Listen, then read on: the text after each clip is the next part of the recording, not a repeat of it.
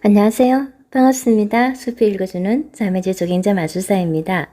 제2의 인생을 시작하려는 사람들에게 김혜남. 독자로부터 한 통의 메일을 받았다. 중견기업의 팀장으로 일하고 있다는 그는 올해 43살인데 회사에서 작년부터 명예퇴직 신청을 받았고 올해 또 있을 거라는 얘기가 돌고 있다고 했다. 아무래도 이번에는 신청해야 할 것 같은데 퇴직 후를 생각하면 너무 막막하단다.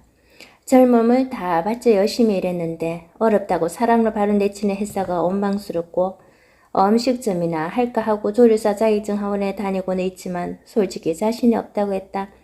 그리고 이런저런 걱정과 불안으로 불면증에 시달리는데 어떻게 하면 좋을지 알려달라고 했다. 읽고 있는 것만으로도 충분히 무거운 메일이었다. 지금의 40, 50대는 평생 직장의 신화를 믿고 회사를 위해 가정까지 희생해가면서 모든 에너지와 열정을 바친 이들이다. 회사를 그만둘 생각은 하지도 못했고 그만둔 뒤 생활에 대한 준비 또한 거의 되어 있지 않은 상태다. 그런데 실직을 하게 되면 집에서는 무능한 가장이요 아버지가 되어 설 곳을 잃고 사회에서는 인생의 패배자로 고개를 들고 다닐 수 없게 된다. 달랑 손에 쥐어진 얼마 안 되는 퇴직금을 들고 가족의 생계와 아이들 교육을 책임져야 하는 가정은 불안하기만 하다. 배운 곳이라고는 해오던 일밖에 없고 창업을 하려 해도 자본금도 부족하고 성공한다는 보장도 없다.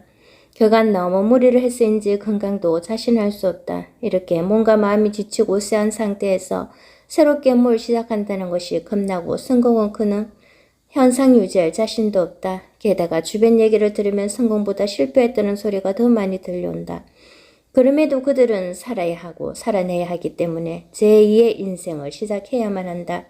그래서 메일에 대한 답장을 쓰는 것이 그 어느 때보다 조심스러웠다. 섣부른 위로와 희망을 말하는 것이 그에게 얼마나 신뢰가 될지 알고 있기 때문이었다. 다음은 고민 끝에 그에게 보낸 답장을 다시 정리한 것들이다. 당신은 실패자가 아니다. 만약 실직을 하게 되면 당신은 스스로를 실패자라고 느낄 수 있다. 창피하고 사람들을 만나기가 싫고 모든 것에 화가 날 수도 있다. 그러나 당신은 실패자가 아니다. 끝까지 뛰어봐야 하는 마라톤처럼 인생도 끝까지 살아봐야 하는 것이다. 그리고 당신이 실직을 당한 것은 무능하거나 모자라서가 아니다. 아무리 열심히 살아왔어도 세상은 내 마음대로 돌아가지 않는다. 어디서든 의외의 일들이 항상 일어나길 마련이다. 단지 그뿐이다. 문제라면 세상의 변화 속도를 미리 예측하지 못해 충분한 준비를 못한 채 이런 일을 맞이했다는 것이다.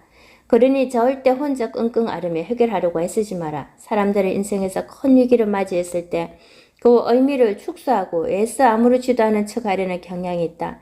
그러나 혼자서 그 모든 어려움을 감당하려고 하다간 어느 순간 속에 쌓인 분노와 좌절감이 폭발해 자칫 우울증을 비롯한 여러 문제를 야기할 가능성이 높아진다. 절대 실직했다는 사실을 가족에게 숨기지 마라. 얼마 전 서초동에서 한 가정의 아내와 딸 둘을 살해한 사건이 발생했다. 그는 실직을 했는데 그 사실이 1년 가까이 집에 알리지 않았다. 고시원의 방으로도 양보리고 그곳으로 출퇴근을 했던 것이다. 또 그는 아파트를 담보로 5억 원을 대출받아 아내에게 매달 400만 원씩 생활비를 주고 나머지는 주식에 투자했는데 3억 가까이 날리고는 절망감에 가족들을 죽이고 자기도 죽으려고 했단다. 끔찍하고 안타까운 일이다. 직장을 그만두었다고 차마 가족에게 말하지 못한 그 심정은 오죽했을까 싶지만 그것이 살인을 정당화할 이유는 될 수 없다. 나는 가족에게 실직 사실을 말할 용기가 나지 않는다는 사람들에게 늘 그렇게 물었다. 만약 거꾸로 아버지가 당신에게 해고당한 사실을 숨기고 혼자 어떻게든 버텨보겠다고 한다면 어떨 것 같아요? 당신은 아무것도 모르니까 평소처럼 아버지에게 용돈 더 달라고 떼쓰고 유학 안 보내준다고 하소연하겠죠? 그게 과연 당신을 바라는 걸까요? 가족이란 기쁨과 고통을 같이 나누며 함께 가는 사람들이다. 그런데 당신이 곤란한 지경에 빠지는데도 그것을 숨기면 가족은 배신감을 느낄 수밖에 없다.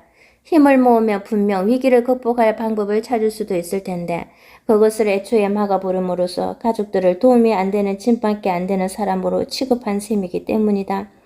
그러니 부인과 아이들에게 현재 당신이 처한 상황을 정확하게 알리라. 그리고 위기를 헤쳐나가기 위해 당분간 필요한 것이 무엇인지를 같이 의논하고 결정하라. 허리띠를 졸라매야 하면 그것 또한 가족 모두 같이 하는 것이 옳다. 힘들다고 동네방네 알려라. 힘든 건 자꾸 알려야 한다. 그래야 정보가 들어온다. 만약 친구들을 만났는데 아무 일 없는 것처럼 행동했다고 치자. 그러면 그들은 어디선가 사람 구한다는 말을 들어도 당신에게 알려줄 필요를 느끼지 못한다. 회사 잘 다니고 있다는 사람에게 왜 구인 정보를 전하겠는가? 알려야 기회가 생긴다. 병이 생기면 사람들에게 알려야 그 병에는 이런 게 좋다는데 하면서 치료법에 대한 정보를 하나라도 더 듣게 되는 것처럼 말이다. 그러니 친구들이 당신을 도울 수 있게 힘들면 힘들다고 말하라. 각오는 잊으라. 그리고 서두르지 마라. 갑자기 어두컴컴한 곳에 가면 아무것도 보이지 않는다. 그런데 조금 지나면 동공이 확대되면서 어렴풋이 방한 사물들이 보이기 시작한다. 인생도 마찬가지다. 그러므로 삶에서 어떤 위기를 맞이했다면 일단 한 템포 늦추고 그 위기가 당신에게 하는 말에 귀를 기울여라. 캄캄한 어둠 속에서 급한 마음에 발을 떼면 피해갈 수 있는 장애물에도 걸려 넘어지게 마련인 것처럼 자칫 급한 마음에 서두르다가는 판단을 잃어버리기 십상이다. 그러니 절대 서두르지 마라. 충분한 조사와 검토 후에 다른 일을 시작하는 것이 좋다.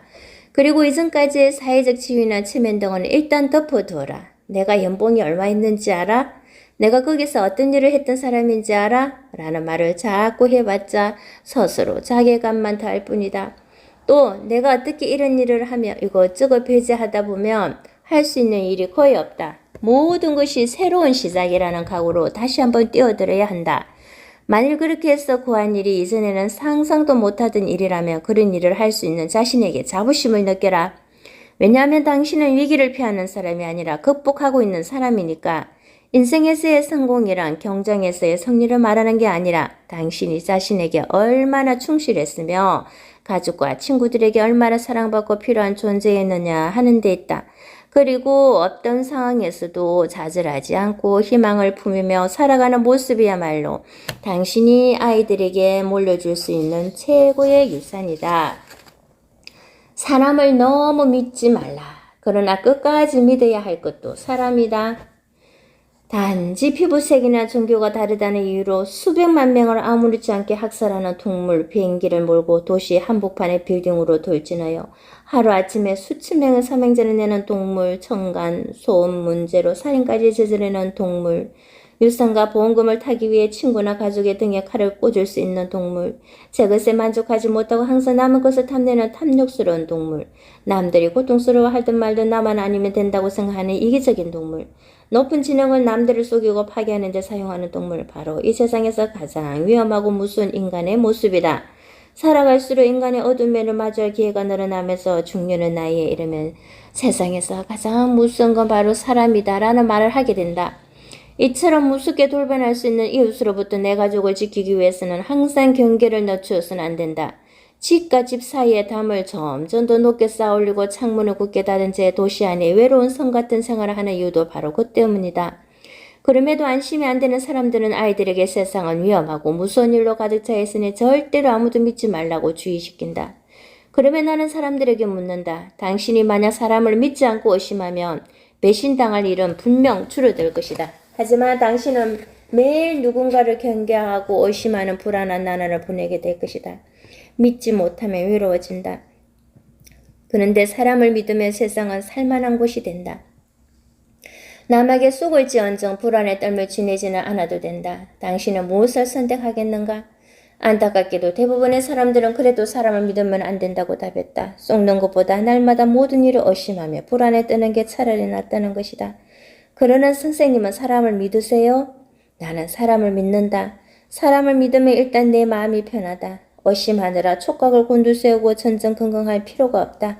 물론 그러다 배신당하면 크게 상처받을 것이다. 하지만 상처가 두려워 사람을 믿지 않으면 행복도 없어져 버린다. 아직 일어나지 않은 일 때문에 오늘의 행복을 포기하고 싶지는 않다. 예를 들어 여행할 때 로마에 가면 좀 도둑이 많으니까 가방을 늘 조심하라고들 한다. 그런데 길거리를 다니며 만나는 사람마다 혹시 도둑이 아닐까? 내 지갑을 훔쳐가지는 않을까? 의심한다고 해보자. 그러면 지갑은 지킬 수 있을지 몰라도 여행을 즐길 수가 없게 된다. 그렇게 지킨 지갑에 도대체 무슨 의미가 있을까? 조심하겠지만 지갑을 틀리더라도 그건 어쩔 수 없는 일이라 생각하며 여행을 즐기는 게 훨씬 낫지 않은가 말이다. 아니면 지갑 대신 필요한 것만 호주머니에 챙겨 나오는 것도 방법이다. 그렇다고 무작정 모든 사람을 믿을 수는 없다. 중요한 것은 어디까지 믿느냐 하는 범위의 문제이며 믿을 수 없는 사람을 가려낼 수 있는 시력을 키우는 것이다. 그러나 속이려 마음만 먹으면 쉽게 속아 넘어가는 게 사람이다. 누구나 사람은 흔들릴 수 있는 존재다. 무엇에든 유혹될 수 있고 욕망에 휩쓸려 살이 분발은 못할 수도 있다. 그러니 100%는 믿을 수 있는 사람이라 애당초 존재하지 않는다. 그러므로 인간의 치닫기 쉬운 내적 욕망이나 갈등으로부터 관계를 보호하기 위해 일종의 장치를 해둘 필요가 있다. 바로 관계에서의 한계 설정이 그것이다. 나는 사람과의 관계에 한계를 미리 설정해두는 편이다. 관계를 맺게 되면 그 관계를 보호하기 위해 함부로 넘어서는 안 될 적정선을 만들고 지키는 것이다. 이럴 때면 나는 친구 사이에 동거래를 하지 않는다. 친구가 돈이 필요하다고 하면 받지 않을 생각으로 줄 수 있는 만큼을 줘버린다. 효계나 받지 못하게 되더라도 마음이 상해서 우정에 금이 가지 않을 정도의 돈을 주는 것이다. 생각해보라. 내가 곧 써야 할 돈인데 친구가 돈을 갚기로 해놓고 안 갚으면 친구를 미워하게 된다. 어쩔 수 없는 사정이 있다 하더라도 원망하는 마음이 들 수밖에 없는 것이다. 그런데 친구라면 모름지기 내 모든 거 내줄 수 있어야 한다고 설정을 해놓으면 원망하는 마음이 드는 게 당연한데도 자책하게 된다. 그러면 관계가 불편해지고 점차 소원해진다. 그럴 위험은 사전에 차단하는 것이 좋다. 한계를 미리 설정해 두는 것이 필요한 이유다. 사랑하는 사람의 성격을 바꾸려고 하는 것도 마찬가지다. 사랑한다는 이유로 상대방에게 못하는 것을 하려고 강요하는 것은 옳지 않다. 그리고 유머가 없는 사람한테 유머러스 해지라고 강요해봐야 그가 하루아침에 바뀔 리 만무하다. 그렇다면 그가 못하는 것들을 인정하고 받아들일 것은 받아들여야 한다. 이처럼 한계를 인정하고 존중해야 관계를 잘 끌고 갈 수가 있다. 친한 친구 사이에는 비밀이 없어야 한다고 하는데 그렇다고 굳이 밝히고 싶지 않은 비밀을 털어놓을 필요는 없다. 나를 보호하기 위해 어느 누구에게도 밝히지 않았는데 단지 친함을 증명하기 위해 비밀을 드러낼 필요는 없는 것이다. 부모 자식 사이도 마찬가지다. 긴 병에 호자 없다는 말이 있듯이 아무리 부모라 해도 병수발을 해주는 자식에게 고마워해야 하고 폐를 덜 끼치라고 노력해야 한다. 자식이니까 부모에게 헌신하는 게 당연하다며 아프다는 핑계로 자식에게 막 해서는 안 되는 것이다. 이처럼 각자가 가진 욕심과 욕망이 충돌할 때 한계를 미리 설정해 놓으면 나와 상대방 모두를 보호할 수 있고 관계를 더 안전하게 지속시킬 수 있다.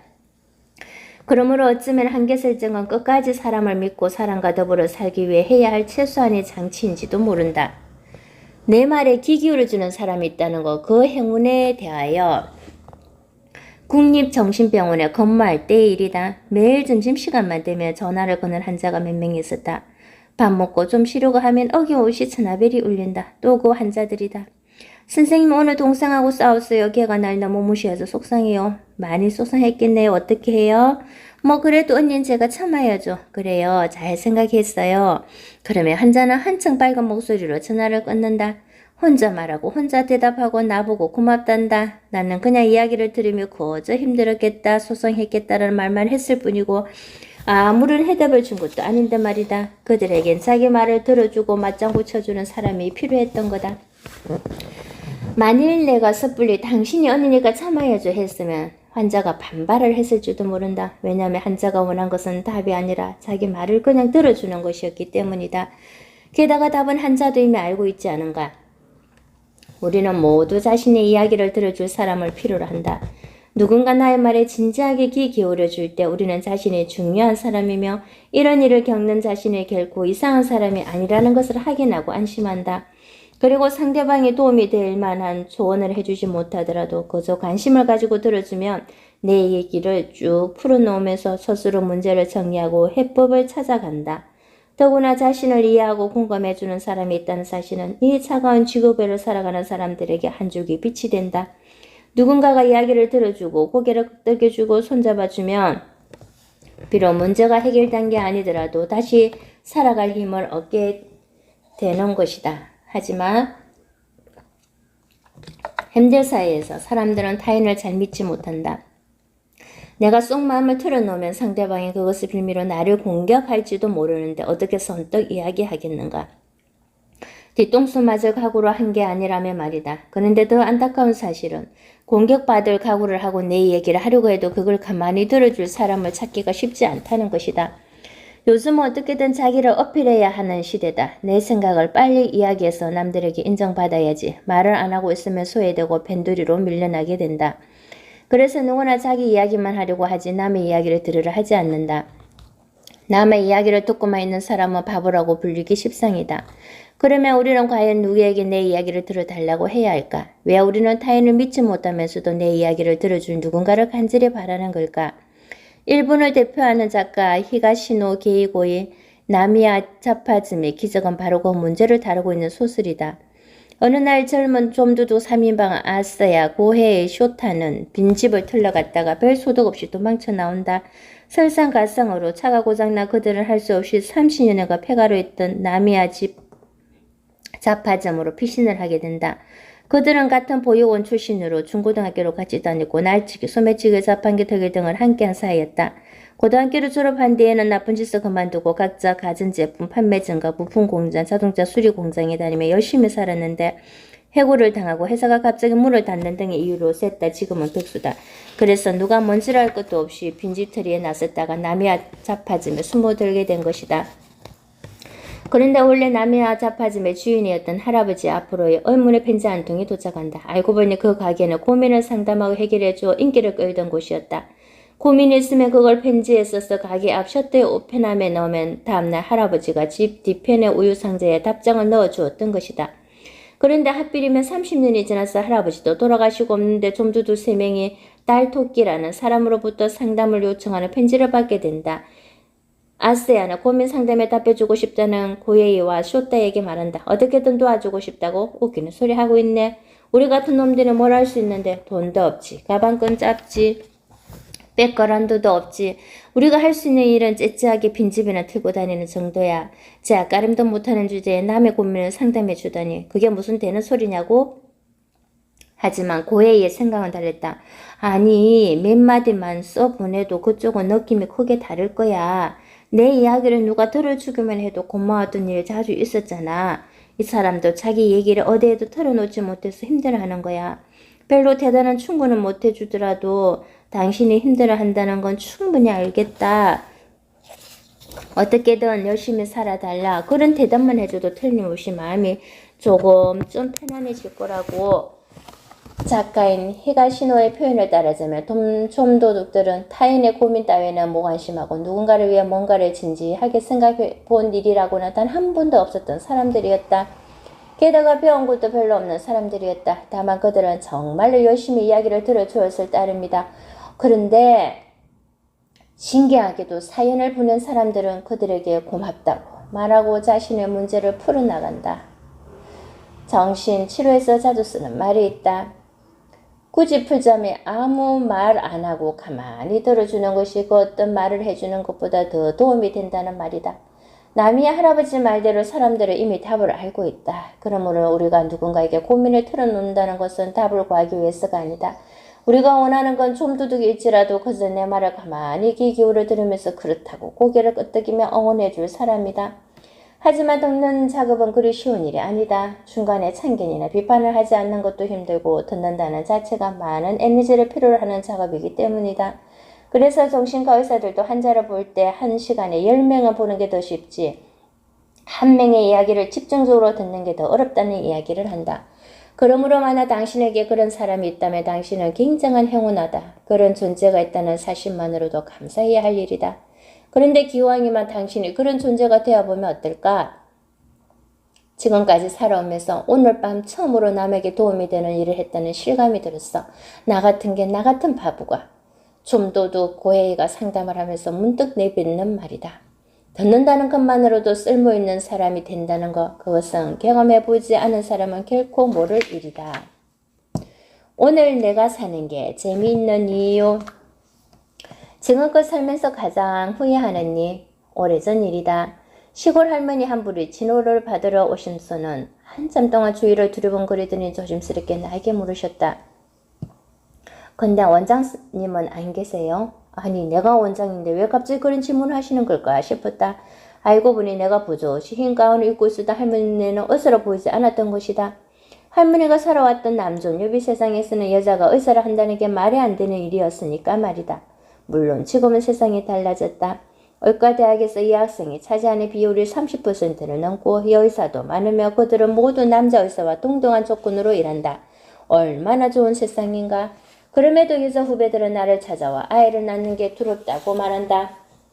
한자 보랴 논문 쓰라 일도 산더미처럼 많은데 언제 아이를 낳고 키우느냐는 것이다. 아이를 잘 보살필 자신도 없는 데다가 그 때문에 어쩔 수 없이 일을 소홀히 하게 되어 성진에서 밀리고 도태될까봐 두렵다는 것이다. 아이를 낳으면 자기 인생을 포기해야 한다고 믿는 후배가 안타까웠지만 솔직히 워킹맘의 길이 힘든 건 사실이다. 나는 인턴 때 대학 동기와 결혼했는데 원치 않게 곧바로 임신을 하게 되었다. 다들 힘든데 임신했다는 이유로 일을 줄여달라고 할 수 있는 처지가 아니었다. 그러던 어느 날 외과를 돌 때였다. 그날따라 중환자실에서 환자에게 심폐소생술을 해야 하는 상황이 잇따라 벌어졌다.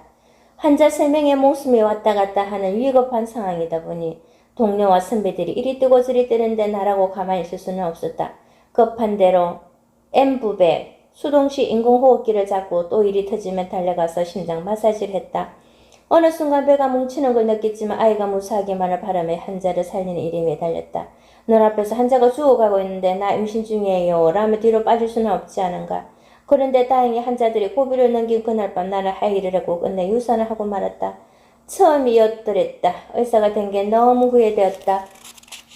무리하게 심폐소생술만 안 했어도 아이를 잊지 않았을 테니까 말이다.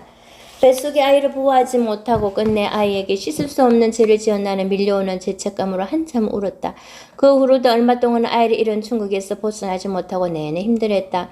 그러나 정말 시간이 약인가 보다. 어느덧 나는 2 아이를 낳았고 아이들을 키우며 의사생활을 계속했다. 병원 일 하랴 집안일 하랴 2 아이 키우랴 시부모님 모시랴 하루가 어떻게 가는지 모르는 날들의 연속이었다. 하지만 남편과 가족들 모두 도와주지 않는데 4가지 역할을 다 하려고 하니 그 어느 것 하나 제대로 하는 게 없을 수밖에 없었다. 그래도 딴에는 최선을 다하는 건데 병원에서도 집에서도 그걸 알아주는 사람은 아무도 없었다. 그렇다고 엄마로서 아이들을 제대로 돌보지 못하고 있다는 죄책감과 미안함이 너무 커서 감히 힘들다고 말하지도 못했다. 그러는 사이 아이를 키우는 것도 병원 일을 하는 것도 집안일을 하는 것도 모두 다 숙제처럼 하기 싫지만 해야만 하는 일들이 되어버렸다. 아침에 일어나면 오늘 하루를 또 어떻게 버텨야 하나 한숨이 먼저 나왔다. 어느 순간 나는 웃음을 잃어버렸다. 왜 나 혼자 이 모든 것을 감당해야 하나라는 피해의식에 사로잡혀 남편과 가족들을 원망하고 불공평한 세상을 원망했다. 돌이켜보면 그때 그렇게라도 버티지 않았더라면 지금의 내가 없을지도 모른다. 하지만 그럼에도 의무감과 책임감만으로 하기 싫은 숙제를 하던 살았던 그때를 생각하면 너무나 후회가 된다. 내가 지금껏 살면서 가장 후회하는 것, 그것은 바로 그때 삶을 즐기지 못했다는 것이다. 아이를 키우는 기쁨을 즐기기는커녕 행여 아이에게 부족하고 이기적인 엄마가 될까봐 아이를 딱따리하고 스스로를 딱따리하면서 살았고 나에게 주어진 능력을 즐기기보다 행여 뒤처지세라 쫓기듯이 일을 하고 공부를 했다. 삶을 즐기려고 마음먹었다면 시간을 분배하고 내가 할 수 있는 일과 할 수 없는 일을 구분해 가족에게 도움을 청했을 텐데 나는 그러지 못했다. 삶을 즐기려고 마음먹었다면 집에 가자마자 저녁 준비한다고 서두르기 전에 아이와 눈 한 번 더 마주치며 안아주었을 텐데 나는 그러지 못했다. 삶을 즐기려고 마음먹었다면 출근하며 하늘 한번 쳐다볼 여유를 가지고 환자들을 기쁘게 맞이할 수 있었을 텐데 나는 그러지 못했다. 더 기가 막힌 것은 누군가 나에게 삶의 즐거움을 포기한 대가로 얻은 것이 무엇이냐고 물으면 할 말이 없다는 것이다. 그 시절에 가졌던 죄책감과 피해의식은 나의 기쁨을 앗아가고 나를 피곤하게 만들었으며 나를 분노하게 만들었을 뿐이다. 죄책감과 피해의식에 시달린 시간에 삶을 즐길 아이디어를 내서 그걸 실천에 옮겼더라면 이렇게까지 후회하지는 않았을 것이다. 아이를 하루 못 시키고 재웠다고 해서 큰일 나지 않는다. 일이 많으면 시부모님 밥상을 못 차려드릴 수도 있는 법이다. 남편에게 아이를 봐달라고 당당하게 요구해도 된다. 그렇게 하고 얻은 시간에 친구들을 만나 밀린 수다를 떨어도 좋을 일이다. 보고 싶은 영화를 보고 듣고 싶은 음악을 들을 시간이 정말 없을까? 마음만 먹으면 끝없이 만들 수 있는 것이 삶의 즐거움이다. 그냥 아무것도 하기 싫으면 아무것도 하지 않으면 될 일이다. 그러니 그 어떤 순간에도 삶을 즐겨라. 해야 한다는 말을 줄이고 하고 싶다는 말을 늘려나가는 것이 그 시작이다. 천재는 노력하는 자를 못당하고 노력하는 자는 즐기는 자를 이기지 못한다. 그리고 죄책감과 책임감만으로 살아가기엔 인생이 너무 아깝지 않은가. 나는 지금도 꿈꾸기를 멈추지 않는다. 나이 70을 바라보는 뉴질랜드의 시골 할아버지가 있었다. 그의 꿈은 미국 유타주 보널비에에서 빌리는 고수 자동차 경주대회에 나가 시속 200마일 약 322km 넘게 달려보는 것이다. 문제는 자신처럼 오래된 초기 시속이 56마일밖에 안 되는 1920년간 구형 오토바이를 구입한다는 것이었다. 그 꿈을 위해 이미 판매가 중단되고 고물상에 갔을 법한 구시 오토바이 인디언을 25년 넘게 낮이나 밤이나 쉬지 않고 개조해온 할아버지는 자신을 따르는 옆집 꼬마 친구에게 말한다. 때로는 평생을 사는 것보다 5분을 빠르게 달리는 것이 더 소중할 때가 있단다. 핵심적으로 쓰러져 자신에게 시간이 얼마 남지 않았음을 깨달은 그는 꿈을 이루기 위해 행보를 재촉한다. 걱정스럽게 쳐다보는 꼬마에게 할아버지는 말한다. 가고 싶을 때 가지 않으면 가려고 할 때는 갈 수가 없단다. 그리고 너의 꿈을 따르지 않는다면 넌 식물이랑 다름없어. 그래서 그는 경비를 아끼려고 뱃삭 대신 요리를 하고 차 뒷좌석에서 새우잠을 자면서도 여러 사람들의 도움을 받으며 차근차근 보너비를 향한다. 그런데 정장 보너빌에 도착하자 할아버지가 사전 선수 등록이 안 되어 있다면 경기에 참여할 수 없다고 하는 게 아닌가.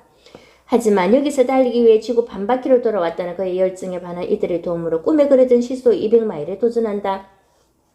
그리고 보너빌의 너른 땅을 질주한 끝에 비로소 꿈을 이룬다. 오토바이 1000cc 이하급의 시속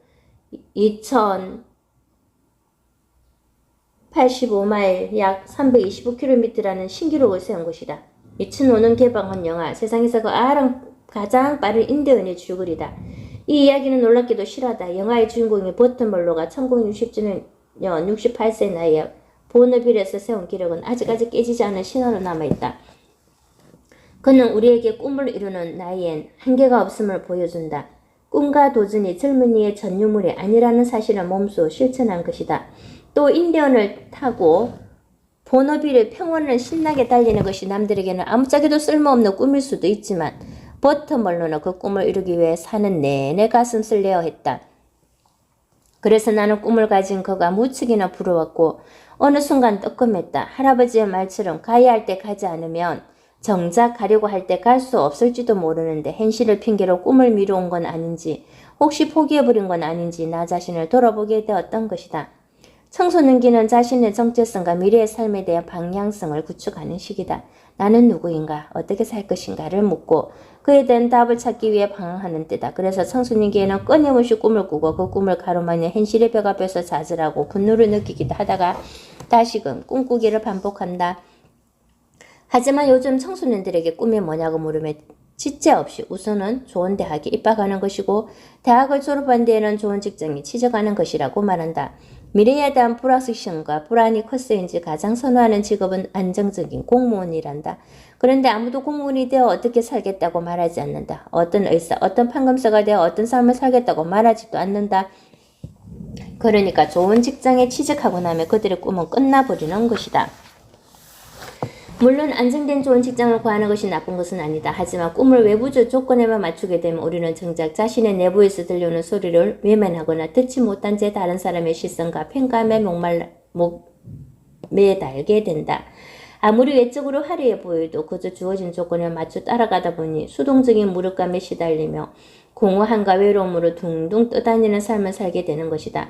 한참 꿈을 꿔야 할 젊은이들이 냉혹하고 거대한 사회의 현실에 부딪혀 무기력감에 빠진 채 꿈꾸기를 포기하는 모습이 너무 안타깝다. 돌이켜보면 나는 어린 시절 하고 싶은 게 참 많았다. 하고 싶은 게 너무 많아 웬만한 것을 쳐내고 정말 하고 싶고 할 수 있는 것을 고르느라 정신이 없었다. 보는 것마다 재미있을 것 같고 하고 싶은 생각이 들었으니 욕심이 많긴 많았나 보다. 그런데 신기하게도 그렇게 꿈을 꾸고 꿈을 수중에 또 다른 꿈을 꾸던 그때가 있었기에 지금의 내가 있다. 천체 많은 경우로 우주를 보고 싶었던 내 꿈은 밤하늘을 사랑하게 만들었고 후세에 좀 더 쓸모있는 사람이 되고 싶다던 내 꿈은 전공 일을 하며 학생들을 가르치는 일을 하게 해주었으며 세상을 물감으로 포인해 보고 싶었던 꿈을 이제 스마트폰으로 그림을 그려 그것을 문자로 보내는 취미를 갖게 해주었다. 그렇게 꿈은 내 인생을 지루하게 내버려 두지 않았고 난 지치지 않는 호기심으로 세상을 기웃거리며 수많은 발견과 만남으로 내 인생을 장식했다. 그래서 난 지금도 꿈꾸기를 멈추지 않는다. 그 덕분에 사는 게 더 재밌어졌다. 모든 게 재미없다고 말하는 당신, 혹시 꿈꾸기를 멈춰버린 것은 아닐까? 남이 뭐라 하든 정말 하고 싶고 이루고 싶은 꿈이 없어서 삶이 지루한 게 아닐까? 지금 당장 이루지 못할 꿈이라고 냉큼 포기해버리지 말고 그 꿈을 간직하고 이루기 위해 애써보면 어떨까? 꿈을 꾸게 되면 뇌의 기능은 꿈을 이루기 위한 회로로 집중된다. 따라서 이 부분에 뇌가 활성화되고 발달하게 된다. 그러면 실패를 하더라도 배우고 일을 쓸 수 있게 된다. 왜냐하면 뇌의 회로가 온통 꿈을 달성하기 위한 문제 해결에 집중되어 있어 실패를 해도 뇌가 좌절과 수치심을 극복하고 문제를 해결하는 데 집중하기 때문이다. 그러므로 꿈은 이루어진다는 말은 과학적으로 일리 있는 말이다. 간절히 원하면 이루어진다는 말이 괜히 미신이 아닌 것이다. 그러니 어떤 이유로든 꿈꾸기를 포기해버리지는 말자. 꿈이 주는 가슴 설렘을 포기하지 말자. 꿈꾸기를 멈추지 않으면 정말 사는 게 재미있다. 무엇인가를 자기 힘으로 만들어내고 성취했다는 것은 또 그러고 싶은 것이 존재한다는 것은 우리가 행복하게 살아가기 위한 원동력이자 힘이 된다. 무엇보다도 살아있음의 생동감과 재미를 느끼게 한다. 지금 당장 그 꿈을 이루지 못하면 또 어떤가? 버터멀로 할아버지처럼 68세에 꿈을 이루면 그 세월 동안 어쨌든 계속 가슴 설렌 거 아닌가? 또 그 꿈을 못 이루면 어떤가? 꿈도 없이 지루하게 사는 것보다는 훨씬 사는 게 재미있는데 말이다. 할아버지처럼 그리고 나처럼.